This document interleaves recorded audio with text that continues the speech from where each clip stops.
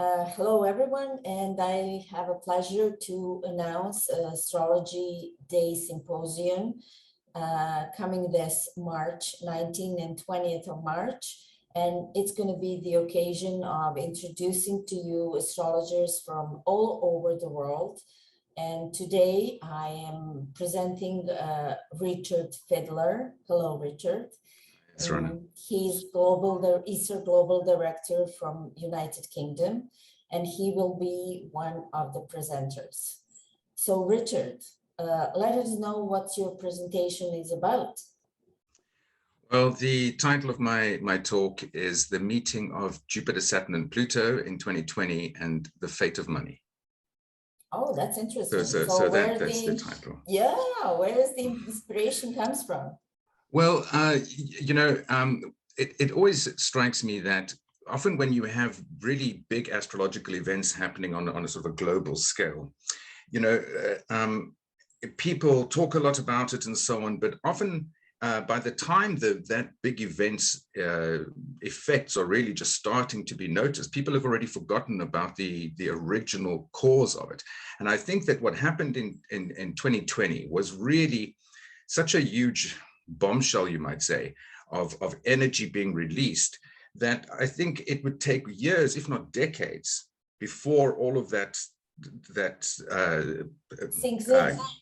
sinks in or works its way, through society and reveals clearly what its meaning is. And, one of the things also with astrology is that sometimes we overcomplicate things. We almost outsmart ourselves, like we're always looking to get into more and more sophisticated detail, when sometimes the message is actually very clear in the very, very simple basics. And so there's also a sort of let's call it back to basics, just keeping it simple and really unpacking what this profound meeting of these three planets really was all about. Exactly. Yeah, I know what you mean. Exactly. Back to basics is sometimes when you get all entangled into too many details, then you say, okay, this is not working. So let's go back to basics. Yeah. Absolutely. Yeah. Okay. So what would be the key points in your presentation? Well, one of the things I'm wanting to get across here is that, even before 2020 arrived and before all of the stories started to unfold and we started to see what it was that this much anticipated, meeting of these titans was going to produce, it struck me that Saturn was really going to be the dominant force. And, I'm a sidereal astrologer, but I'm always interested I'm interested very much in the way these two zodiacs work. And I believe that the tropical zodiac, particularly in relation to mundane astrology, has a lot of validity, in my opinion, even though I generally practice sidereal astrology. So one of the key points I want to get across is that the sign Capricorn played a really big role in this picture, whichever way we look at it. We had the eclipse at the end of 2019, the solar eclipse, and we had a lunar eclipse in January in purely tropical Capricorn, right? And then for a time, there was a whole lot of action in that little zone, which is Capricorn in both zodiacs. And then eventually the Jupiter-Saturn conjunction happened in Capricorn, in specifically the sidereal approach. So this, the planet Saturn and the sign Capricorn, I believe, are important keys to this story. And, the sign Capricorn is, as an earth sign, this is where the fate of money comes into it. It has everything to do with the economic structure of society. And if we look at what's really happened, it's really been in this realm that the really biggest effects have really occurred. So I want to explore, where this leaves us and how do we navigate, and find our way through the challenges of this time, particularly in this economic realm, because on the one hand, the very nature of money is being reviewed. Central banks all over the world are exploring digital currencies, basically mimicking cryptocurrencies, but we have inflation soaring. So this is really a time to look at what money means to us as individuals, but also in society. And, part of my message is really that this is a time to be industrious, to be productive. This is, the sign Capricorn and the planet Saturn doesn't have time for moods and feelings. It doesn't have much pity on laziness. It's a sink or swim sort of time. Yeah, I understand. I see what you're saying. So what would you say? Who would be interested in this presentation?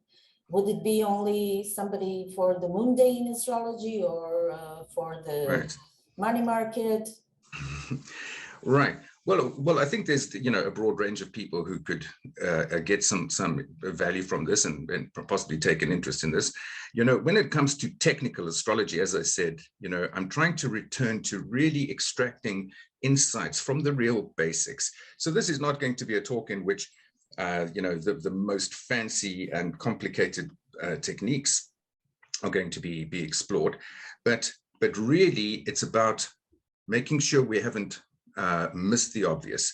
So in terms of talking to astrologers, I'm really hoping to help to bring that focus back to really appreciating the powerful message in the basics. But I believe that for people in general, even those who don't have a lot of advanced astrological knowledge, I'm hoping that I'm going to be able to convey something about the significance of these times for us, in particular, in relation to these, financial, economic, and political aspects. And, the message really is ultimately going to be, this is a time to be involved and be active and to participate. This is not a good time to be passive, because if you're going to be passive, the tide is just going to take you where it will. So on the one hand, it's a call to be, to be aware that these are urgent times, but more importantly, perhaps my hope is to encourage people to recognize that by seizing the day and by being active, involved, and productive, they can not only keep themselves safer and securer, but they also can contribute towards where society as a whole is going. Because if we don't participate economically, politically, and in every way, it will just go where everybody else wants to steer it. So it's really about get involved, get your ducks in a row, and participate. As far as I can say, it's suitable for everybody to hear something enlightening for the future period. Okay, that's been great, Richard. I am inviting you to listen to Richard's presentation. It's going to be on the 20th of March. His time slot is 12:40 till 1:00 p.m. Eastern Standard Time. So please join, and of course you can join through our ISAR website or on the Facebook, and you can find all the additional information about other speakers. So we are waiting for you. It's again ISAR Astrology Day Symposium on the 19th and 20th of March this year. And by the way, it's the day Astrology Day. So you will also find out why is it Astrology Day. Thank you, Richard, and see you soon. Great pleasure. Thank you, Sarana.